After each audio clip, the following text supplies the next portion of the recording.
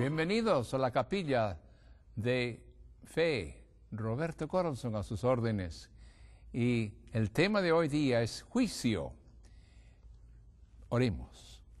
Querido Padre que estás en los cielos, te damos gracias por este privilegio de estudiar una vez más tu palabra, aquella fuente de salvación, porque lo damos gracias en el nombre de Cristo Jesús. Amén. Sí, juicio, ¿cómo podemos pensar de juicio? Cuando uno va por el camino en su carro, ¿cuántas veces ha tenido usted la experiencia? Ojalá que nunca, pero de vez en cuando también he tenido yo la experiencia de ser parado por un policía. Y entonces decirme que yo hice esto o aquello, y entonces me da una fecha en la cual me voy a entender con el juez. El juez va a estar sentado, pero me va a dar una sentencia de una clase o de otra. Hasta ese día yo me siento tan triste y me siento muy nervioso porque no sé lo que va a decir el juez. Yo sé de que lo que dijo el policía es correcto y yo transgredí la ley, pero ¿qué voy a hacer ahora? Y entonces viene ese día del juez y finalmente él me da la sentencia. En este momento vamos a dirigirnos a esa sentencia. ¿Cuál puede ser la sentencia? Porque todos hemos pecado y todos estamos destituidos de la gloria de Dios. En alguna manera hemos pecado y el pago del pecado es muerte. Es una sentencia muy seria. Y yo sé que muchos pensamos de esa sentencia y decimos, pero ¿qué tengo en mi futuro? ¿Qué puedo hacer? ¿Y cuándo es esa sentencia? Bueno, estoy pensando de cómo Cristo dejó a sus discípulos. Realmente, después de que Cristo había estado con sus discípulos, les había enseñado todas las cosas de su corazón, por decirlo así. Por 3 años y medio anduvo con ellos. Les enseñó su manera de vivir, les enseñó dónde vivir, cómo vivir. Pero finalmente, ese mismo Cristo que había muerto en la cruz del Calvario, una cosa muy inesperada por ellos, pero también ese mismo Cristo que había resucitado, qué glorioso evento, pero ese mismo Cristo ahora también se pone de pie, sí, en un monte. Allí los discípulos lo miran y oyen las palabras que encontramos en Hechos, el capítulo 1 y el versículo 11. Allí que nos dice, los cuales también les dijeron, varones galileos, ¿por qué estáis mirando al cielo? Este mismo Jesús que ha sido tomado de vosotros al cielo, así vendrá como le habéis visto ir al cielo. Así le habéis visto ir al cielo. Oh, imaginémonos esos 2 ángeles que participan el hecho de que los discípulos no saben a dónde se va Cristo. De repente se les fue. Y eso les tenía a ellos en asombro. Pero esos 2 discípulos les dio la historia que necesitamos hoy. Y es que Cristo descendió al cielo. Y vamos a estudiar en días venideros, el hecho de que ese mismo Cristo se sienta al lado de su Padre. Pero ¿qué hace durante ese tiempo? ¿Qué está haciendo ahora mismo? ¿Qué es lo que encontramos en cuanto a nuestros destinos, en cuanto al juicio? Bueno, comenzamos estudiando en Daniel capítulo 8 y el versículo 4. En Daniel capítulo 8 y el versículo 4. Allí encontramos lo que primeramente nos da a todos a saber el destino. Y así nos dice, él dijo, hasta 2300 días de mañanas, luego de tardes y de mañanas, luego el santuario será purificado. Y así, entonces, hay una purificación que llega a ser realidad. Pero miremos lo que nos dice y nos anuncia en ese libro de Juan, en Apocalipsis, el capítulo 7, y es decir, capítulo 14 y versículo 7. Apocalipsis 14, versículo 7. Diciendo a gran voz, temed a Dios y dadle gloria, porque la hora de su juicio ha llegado. Y adorad a aquel que hizo el cielo y la tierra, el mar y las fuentes de las aguas. Pero notemos la primera parte de ese versículo que es tan vital, es tan importante que nos demos cuenta, que dice, ha llegado la hora de su juicio. Sí, Dios en su divino amor quiere que todos los libros sean examinados apropiadamente. Y encontramos que estamos hablando de todos los detalles de su corazón, de mi corazón, sí, de cada persona. Y así entonces leemos de el libro de Eclesiastés, capítulo 12 y el versículo 14.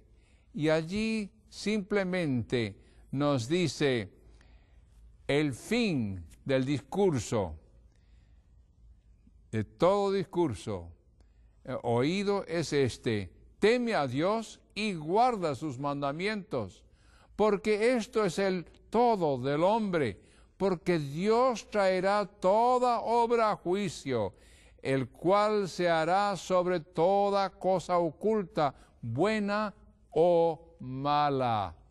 Así entonces, Dios nos dice claramente lo que está en el libro, en la página suya, la página mía, en mi caso, la página de Roberto Goranson. Él sabe todos los detalles, allí está. Y entonces nos dice que la hora ha llegado de ese juicio. ¿Cuándo es eso? ¿Cuándo comenzó ese juicio en el cielo? Probablemente comenzó con Adán y Eva y todos nosotros descendientes de esa época. Pero ¿cuándo comenzó todo eso? Así, en este momento, vamos a también examinar el texto, y se podía examinar 2 o 3 textos, pero en Números 14, versículo 34, encontramos allí un detalle que es muy importante para entender lo numérico de la Biblia. Conforme al número de los días de los 40 días en que reconocisteis la tierra, llevaréis vuestras iniquidades 40 años, 1 año por cada día, y conoceréis mi castigo. Ahora, este no es el único lugar que encontramos un día por año. Lo encontramos en Ezequiel, lo encontramos a través de todo el libro de Apocalipsis. Un día por año. Cuando habla de meses, hablamos de meses judíos, que son de 30 días. Y así, un día por cada año. Así que regresamos al libro de Daniel, donde nos acabó de decir 2300 días y el santuario será purificado. ¿Qué significa todo eso? En el versículo 24 de Daniel nos dice que 70 semanas están determinadas sobre el pueblo y sobre tu santa ciudad para acabar la prevaricación y concluir el pecado y expiar la iniquidad y para traer la justicia de los siglos y sellar la visión y la profecía y ungir al santo de los santos. Ese texto está tan lleno de profecía y tantas cosas que está ahí mencionando. Pero encontramos entonces en el versículo 27, concluyendo esa linda profecía que quisiéramos tener el tiempo para hablar en más detalle, pero noten el versículo 27, y en otra semana confirmará el pacto a muchos, y en la mitad de la semana hará cesar el sacrificio y la ofrenda. Después, con muchedumbre y de las abominaciones será el desolar, y esto hasta una entera consumación y derramarse la ya determinada sobre el pueblo asolado. Y así entonces encontramos que en la fecha exacta cuando Cristo iba a morir. La realidad, esto suena muy raro, pero si usamos el versículo de Esdras capítulo 7 y el versículo 7, encontramos allí el comienzo de esa famosa profecía, el comienzo de esta profecía de los 2300 días. Y allí en Esdras capítulo 7 y el versículo 7 nos dice simplemente, y subieron con él a la Jerusalén de los hijos de Israel, y los sacerdotes y levitas y cantores y porteros y nietos en el séptimo año del rey Artajerjes. Así entonces tenemos la fecha exacta. ¿Por qué? Porque sabemos del rey Artajerjes y cuándo él comenzó su reino. 7 años más tarde comienza esta profecía. Y así entonces de allí encontramos la fecha exacta cuando Cristo iba a morir en la cruz del Calvario. En Juan capítulo 19 y el versículo 30, allí nos encontramos un versículo muy famoso porque son las mismas palabras de Cristo mismo, cuando allí Él dice, y como Jesús tomó el vinagre, dijo, consumado es, y habiendo inclinado la cabeza, dio el Espíritu. Y encontramos que allí el tabernáculo, que tenía una cortina, esa cortina completamente fue cortada en dos, de arriba para abajo, una señal del Dios mismo, que allí terminó el tiempo de todos los sacrificios, terminó el tiempo para que entonces Cristo pagara el precio de su pecado y el mío. Esa sangre que simbolizaba la sangre de Cristo mismo, ahí en la cruenta cruz. Sí, ese momento sucedió exactamente a tiempo.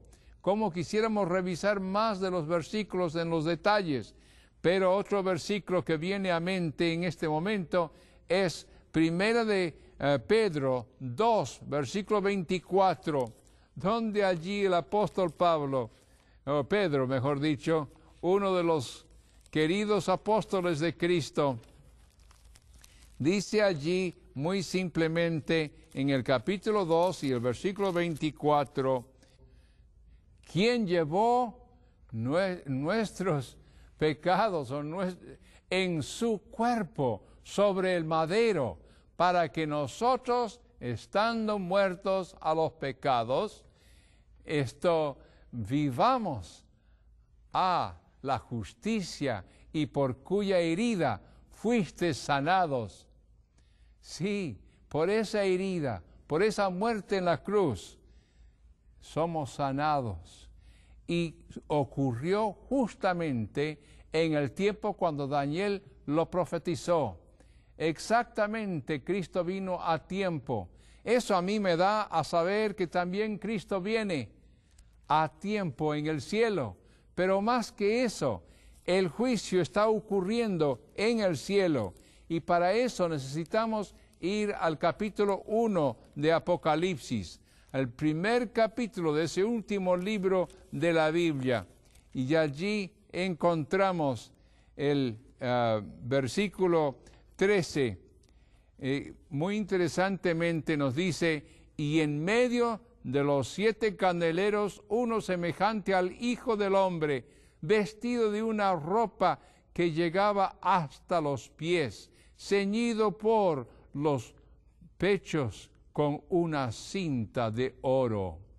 Oh sí, Cristo está allí en el cielo, pero también en el santuario celestial, allí ofreciéndose a sí mismo para ayudarnos, para pagar. Ya pagó el precio de los pecados, pero ahora Él está aplicando su sangre, como el sacerdote de antaño aplicaba la sangre del cordero, así Él ahora aplica su sangre, por decirlo así, sobre las manchas de su pecado y las manchas de mi pecado. Y notemos que realmente lo que Él hace es darnos una purificación. Pudiéramos ir a través de la palabra y nos cuenta cómo entonces tendremos esa ropa blanca, purificada. Purificados seremos nosotros. ¿Por qué? Porque con esa sangre somos purificados. Cristo murió en su lugar y en mi lugar. Y finalmente, un texto que es tan precioso, que lo encontramos en Hebreos. Hebreos habla naturalmente de el Padre y cómo Él mandó a su Hijo y cómo su Hijo vino simplemente para ayudarnos, pero dice en el versículo 25, por lo cual pues también salvar eternamente a los que por Él se allegan a Dios, viviendo siempre para interceder por ellos. Sí, Cristo está simplemente buscando y viendo si usted desea que Él lave las manchas de sus pecados. Él solamente quiere saber si usted realmente desea estar con Él por toda la eternidad. No, allí no va a haber pecado. No, allí no va a haber transgresiones. No va a repetirse la iniquidad otra vez, como dice en Nahum 1, versículo 9. Pero nosotros ahora somos hijos de Dios y entonces lavados en la sangre y vamos para adelante con Cristo Jesús.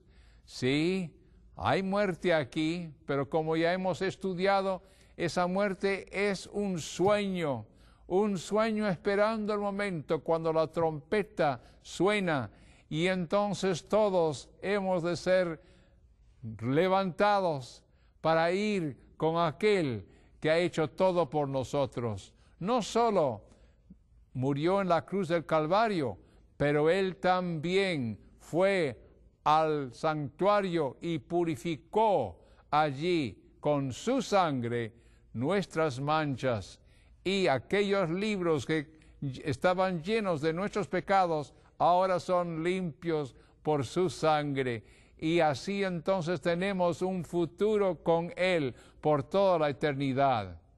La pregunta es simple: ¿desea usted que Cristo haga esa obra en su vida? ¿Desea usted tener esa oportunidad de tan linda salvación?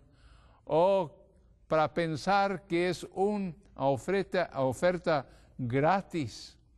Cuando yo pienso de aquel momento cuando me puse delante del juez. Y él me dice, pues lo que usted tiene que hacer es pagar por lo que usted hizo allí. Y entonces voy buscando y encuentro que no tengo el dinero o no tengo lo que el juez demanda. ¿Qué entonces tengo yo?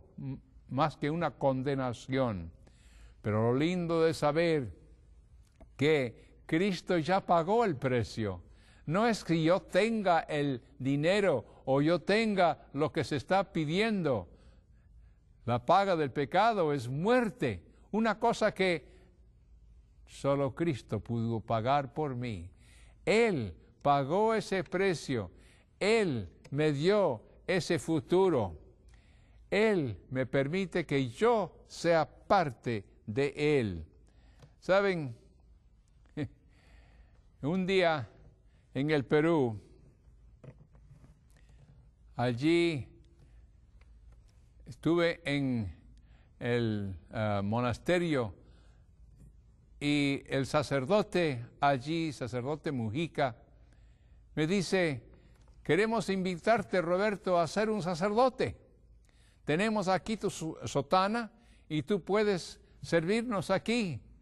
Y yo le digo, no, yo tengo un sacerdote.